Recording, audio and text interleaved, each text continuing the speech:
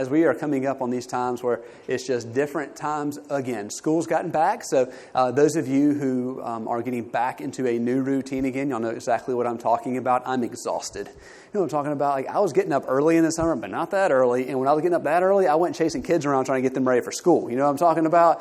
And so, like, by the end of the day, I'm tired right now. So a little bit of that and a change. But as you have these changes going in life and you experience them, a new routine coming in, I found that it doesn't matter if you have kids or not, that the world changes when they go back to school. So as we got it started, I thought, let's take a little bit of this idea of routine. It's a little bit of what we learned with the kids and look at the fact that, you know, when it comes to life will get rocky. Sometimes in changing a routine, it gets rocky. Sometimes things come up that make it rocky. Sometimes it's because we have COVID-19 coming back in a new way for us all, right? It's these things we talked about the past couple of weeks that, you know, you can't really control everything going on. We wait to hear things. The conversation gets louder at times, and in certain places, people pick a side one way or the other. Y'all seen this happen, right? We talk about life getting rocky. That's what we've experienced. And you know these times. They come on you and you don't really pick them, but they just happen.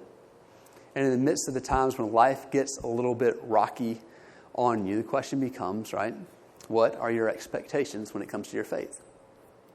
Which also brings us, you know, to this time of maybe what is it when it comes to church, which would be the gathering of folks who are followers of Jesus anywhere.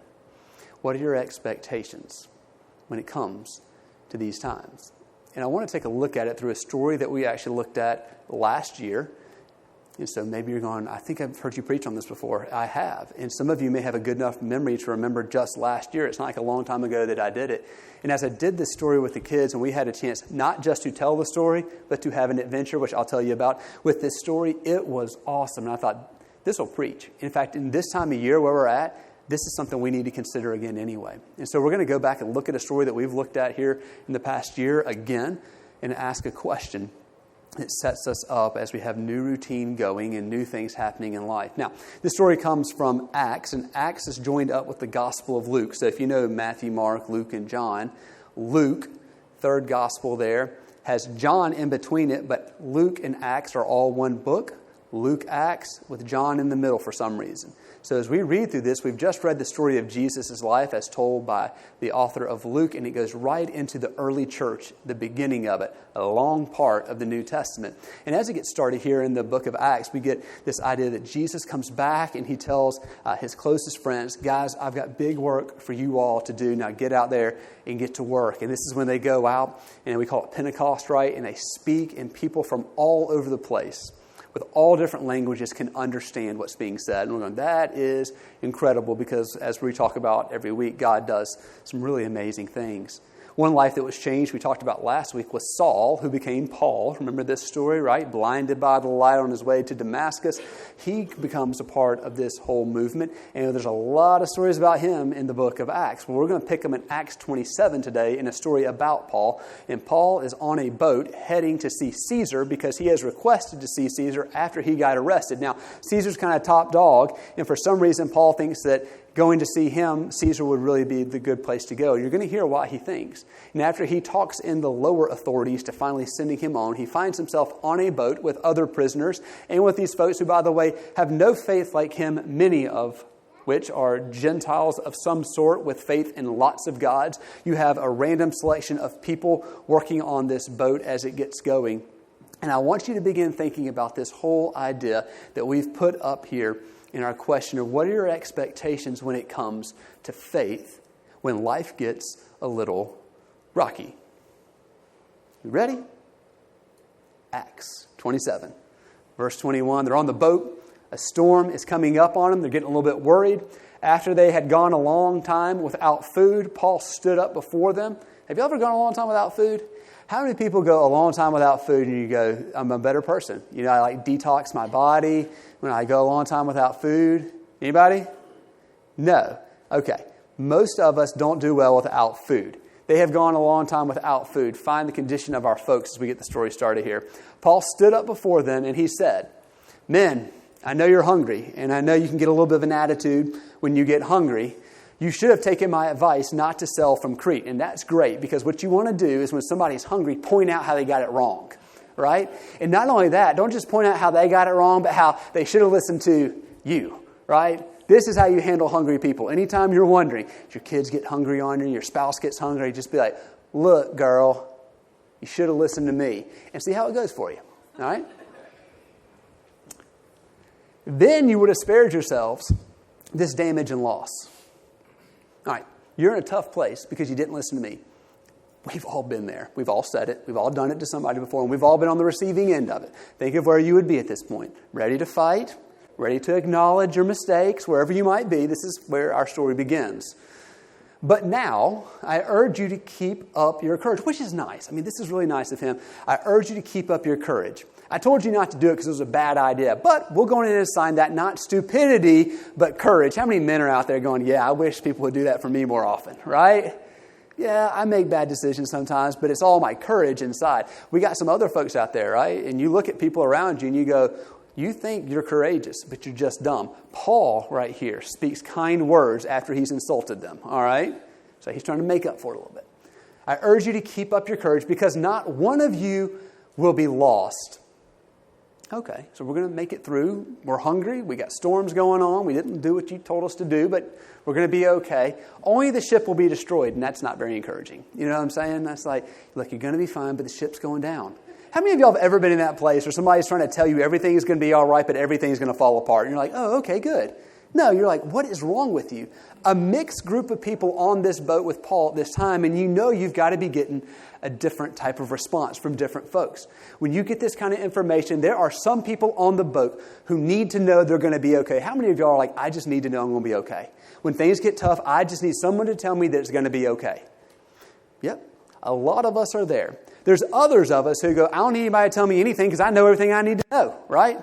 Get up off me. I know my business. And there's probably both of those groups on this boat at this time. There's a group who hears this and goes, that sounds very unlikely. The idea of a ship being destroyed and us being fine doesn't really, 1 + 1 = 2. That doesn't add up for us. But we like that idea, and so we're going to grab hold of it because we need to be encouraged right now. There's another group on there that no doubt, and we'll find out about them probably a little bit later on, who are going to be like, you have no idea what you're talking about. You're not a sailor. You haven't been on a boat like we have been on. We'll take care of this. Shut your mouth and get back down there where prisoners belong, right? Last night, an angel of the God to whom I belong and whom I serve stood beside me and said, now, here he goes. I want to talk about my God. I understand that we have a group of people here and we have different gods. Probably you worship lots of gods over there. You don't worship any gods. I worship one God, and this is what I feel my God has said to me. Do not be afraid, Paul. You must stand trial before Caesar, and God has graciously given you the lives of all who sail with you, which again, I go, how does that sound? I know I'm a prisoner and all, but God sent you into my life. And they're going, what? We are in charge of you, all right? So keep up your courage, men, for I have faith in God that it will happen just as he told me. And again, these are encouraging words for some people. But he calls them to have, for I have faith in my God, so you have courage. Now see where the story is at. Tough times. Paul says this is where my faith is in the midst of what's going on. God can do great things. Nevertheless, we must run aground on some island. There are a group of people out there who think, here's what you do. You just give it to God, and then you go down into the bottom of the boat and you sit down there with Paul, and you go, it's going to be okay because Paul said so. And that's how we live life. Y'all met anybody like that before? You know what? I feel like God says it's going to be fine, so I'm going to sit around and I'm going to do nothing. There's jokes about this. There's stories about this. Y'all have heard them. They're like little children's sermons that can preach all the time. Paul ends this part, and you'll find it echoed throughout this passage. Nevertheless, God is going to take care of us, but we must run aground on some island. When we see land, we get it on the land. Got it? We don't sit around and go, oh, there goes land. Oh, there goes some more. But God's going to take care of us. Didn't hit that one. I guess we'll be going to the next one, right? He says, look, we have something we are to do in this. So as we talk about this idea of God's power and get started through this text, faith is more than sitting and saying God will do something. It's very important, all right? Faith is more than sitting and saying, well, God will do something. Faith gives reason for courage to move. Faith gives reason for courage to move. That's where we find ourselves in this story right here. Bad times, tough times going on. Faith gives us courage to stick with it, to not quit. On the 14th night, we were still being driven across the Adriatic Sea when about midnight the sailors sensed they were approaching land. Finally, 14 days later, we're finally approaching land. Can you all imagine 2 weeks of going, I thought you said your God was going to do something. You know what I'm saying? It's been really tough for 14 days, right? They took soundings and found that the water was 120 feet deep. A short time later, they took soundings again and found it was 90 feet deep. Fearing that we would be dashed against the rocks, I love the author makes it very dramatic sounding there. They dropped 4 anchors from the stern and prayed for daylight. There's a good spot. And what did they do? I don't know about your God, but it's been 14 days and we need something, all right? And so they prayed. Maybe some of them are going, I'm going to trust your God because I don't have anything else to trust right now. Maybe some of them, right, are just desperate. Maybe some of them just do whatever they're told. But here we go, this idea that we have some people on the boat at least beginning to pray for things to be okay. In an attempt to escape from the ship, the sailors let the lifeboat down into the sea, pretending they were going to lower some anchors from the bow. Have you ever met those people before? In charge of their area, and their area may have deliverance, and they say, it will be deliverance for me, and we will leave the rest of you behind. This is what's happening right now. I'm in it for what's good for me. None of us here are like that at all, and none of us have ever done anything in life that was in our own good at the expense of others, have we? But in this story, we meet those people that we've seen and had to work with before, some of which have been in our families before, right? Those people. And I love how it says pretending, right? They're pretending, hey guys, we're just going to go take care of business here and, lower some anchors and see what we can do to get this ship in better shape. Let's drop the boats and go, right? Here's where you find them. Have you met anybody like this in your life? Picture them as we're on our ship together in this story. Then Paul said to the centurion and to the soldiers, unless these men stay with the ship, you cannot be saved. They have a role to play here. They are important to us. If they leave, we are in a mess. The soldiers cut the ropes that held the lifeboat and let it drift away, which is one of two things. A quick, rash response, which certain groups of people are very good at, and certain of us are very good at rash responses. We respond quickly and don't really think it out and go, dang it, shouldn't have done that, right? Maybe you should have just said, hey guys, leave the boat alone. We're going to need that there for later possibly. Or maybe this was a huge step in faith of saying, we're not going to have that as a possibility anymore. He says it's going to be all right. They cut the ropes. Either way, they don't have a lifeboat to get away on anymore. It's now out of the story. Just before dawn, Paul urged them all to eat. For the last 14 days, he said, you have been in constant suspense and have gone without food. You haven't eaten anything. Now, when we had this story going on for Vacation Bible School, we had a lot of fun stuff happening. Part of the story was, there's me, and I had my first time ever in my career that I can think of, I had an assistant. It's amazing having an assistant. I really encourage you if you can find one of those. Nicky is one of our youth here at the church. He did an awesome job as my assistant, playing different roles throughout. Sometimes he was part of the story, acting it out. Sometimes he had some parts to read. On this day, he was the special effects man. In every way, he was in charge of all of them. And we had it covered, guys, from like food to eat, to get sprayed by water in the midst of the storm, to having some crazy sounds going of the storm happening around us. The volume had to come up. He's taking care of all this. He's spraying us with water, and we got the real deal. One of those big old pump cans, we need a little squirt. So he was pumping that thing up, like spraying us and getting us good and wet and making sure we got good reason for new carpet and all that good stuff happening, And so as we're going through this, and he's talking about, and I'm kind of living out the story. We have a giant boat, by the way. Rachel built this boat that was in the Fonistock home for a while, I heard. But it was awesome. So we had this huge boat that we're riding on together. And as you come up on these stories, I had to go down into the lower part of the boat. So I did my, like this, walk down behind the boat, and I get to come out with these good-looking donuts for the kids to eat. So now we're eating donuts at this point in the story. So I don't want to make you too hungry. Lunch is coming. Don't worry, I'm not going to go too long. But here's where they get this chance, right? He says, for the last 14 days, you've been in constant suspense. How many of y'all get a little anxious and you just can't eat? Now, I'm proud of myself if I make it 14 hours of being too anxious to eat. You know what I'm saying? But these guys, 14 days now, haven't eaten. And he says, look, you got to get something to eat. I urge you to take some food. You need it to survive. Not one of you will lose a single hair on your head. Again, this idea that, there's some way of responding in the midst of it. Go eat. You're going to be okay, but you got to eat still. All right? After he said this, he took some bread. He gave thanks to God in front of them all. Then he broke it and began to eat. What does that sound like to you? What's that? Communion. It sounds like communion, doesn't it? He took some bread. He gave thanks.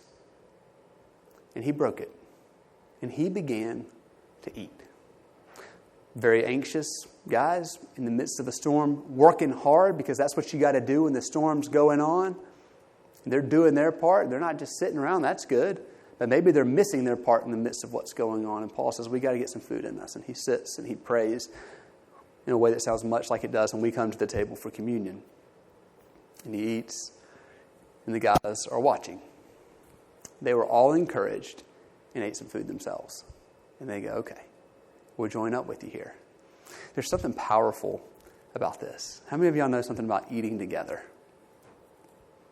If you're ever around me, I talk about this a lot. And eating together is a great thing to do. That's why in 2 weeks we're going to eat together here at the church. 9:30 outside. You can bring your own breakfast if you want to. You can bring a great breakfast casserole or enough donuts for everybody if you'd like. All right, bring it out. We're going to eat together out on the church grounds. It's going to be one service that week. 9:30, eat some breakfast. And after that, we're going to have one service, hopefully outside. Hopefully outside. Food together. Eating together matters. We find it throughout Scripture. And here in this story, eating together is remembering and celebrating God's faithfulness as they once again find themselves in need of a faithful God. And this is what's happening as they sit down together at a table. And so, altogether, there were 276 of us on board.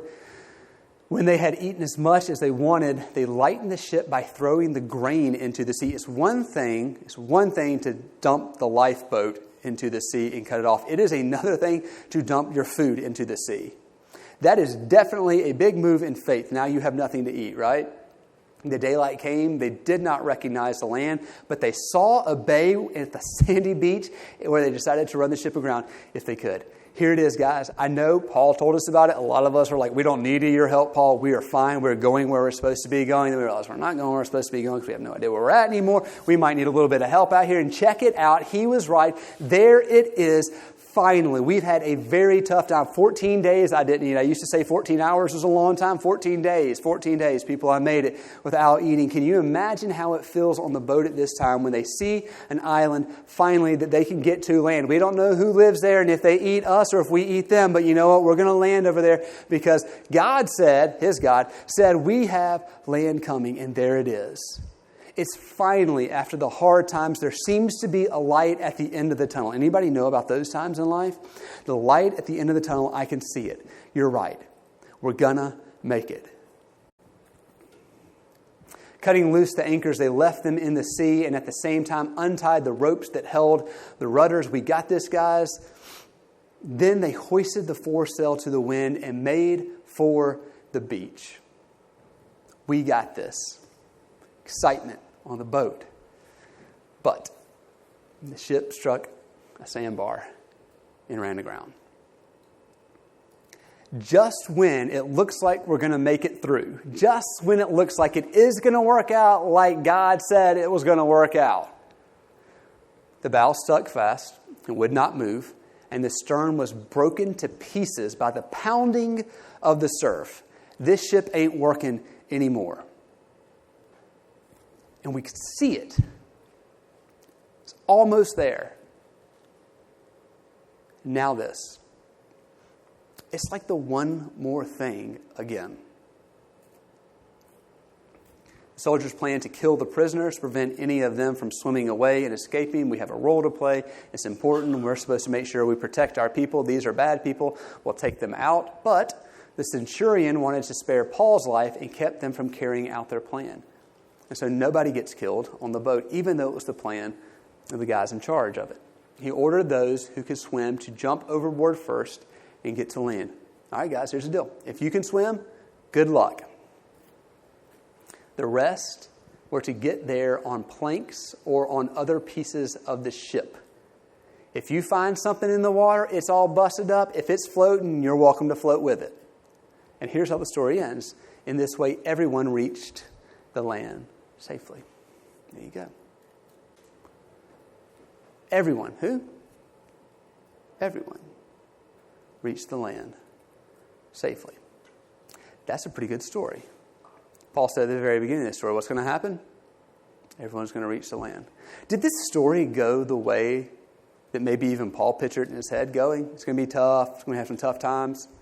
Those of us who are a fan of this part where everyone reaches land safely, like in our heads, we can go through this and go, these are tough times, guys, but it's going to be okay. These are tough times, guys. You know what? Life can be rocky, but it's okay. It's all right. It's all right. But then when it just keeps being one thing after another, which is what this story gives us, have you ever found yourself going, I'm not really sure anymore if everyone's going to make it? You begin coming up with these new ways of trying to deal with it, and you're trying to process what the more probable outcome is going to be at this point. It's not going to be good for all of us. So who are we going to have to cut, right? Who's going to have to suffer the most? Who's the one that's not going to be able to make it? You have all these things that begin to go through your head, but we get a story here that I think is pretty important for us as we look at this time and all that's going on in a new start to understand that God is at work in whose life? Everyone's life. And this is so important because let me tell you something. This is what all of us, I think, and you can say I'm not, but I think we're all good at this.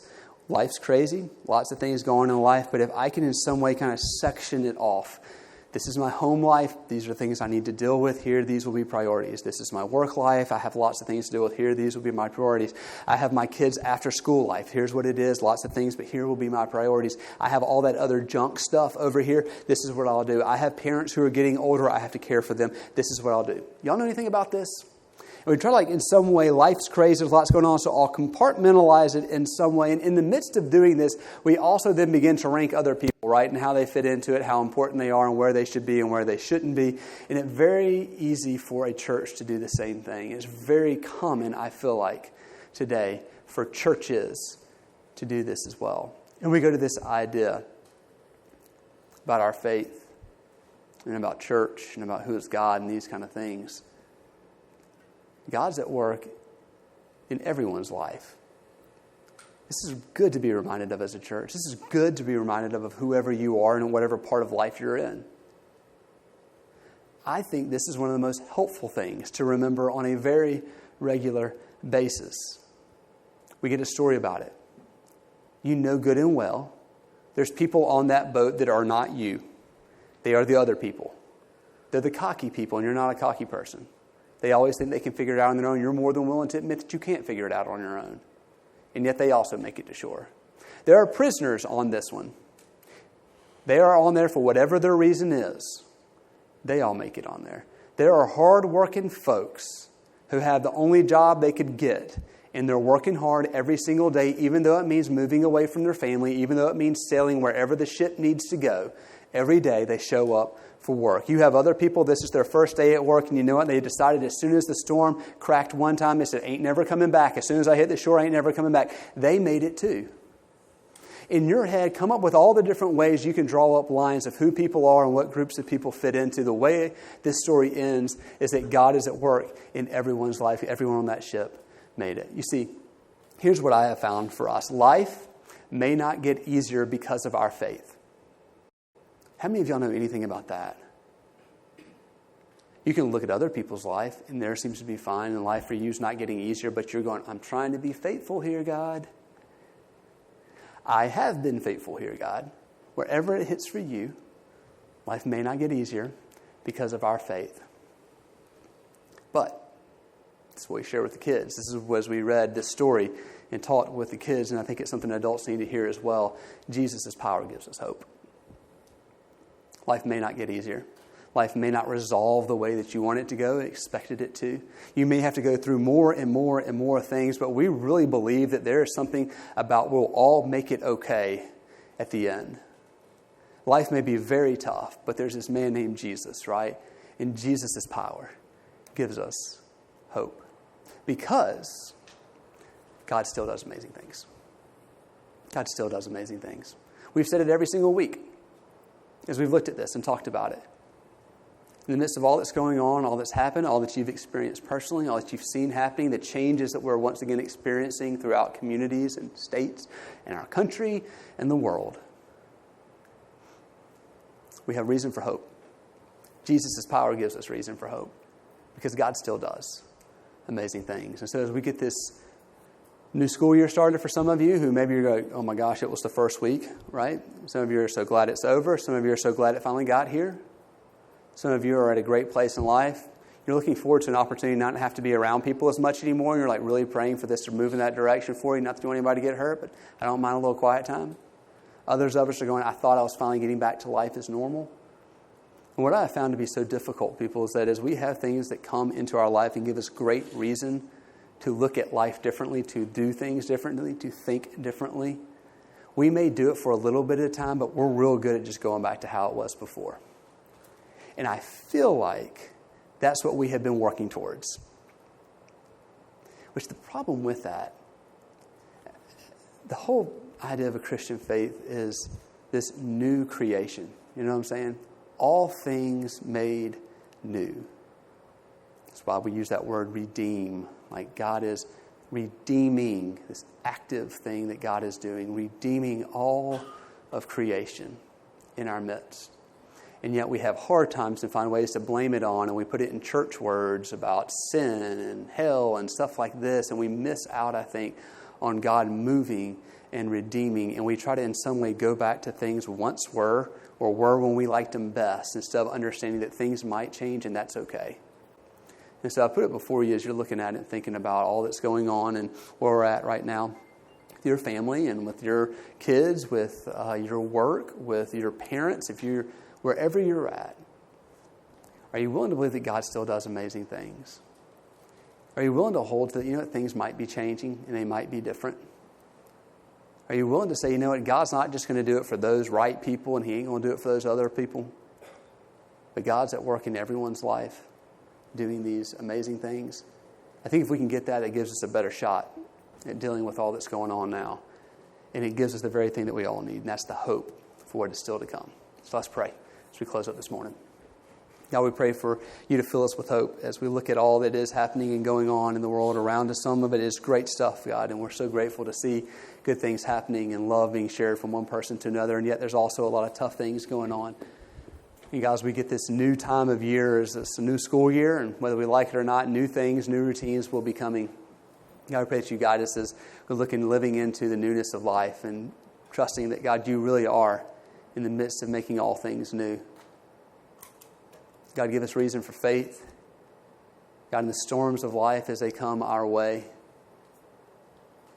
as things continue to seem to not be working out the way they need to, may you give us faith to stand strong and to not lose hope. It's in your name we pray. Amen.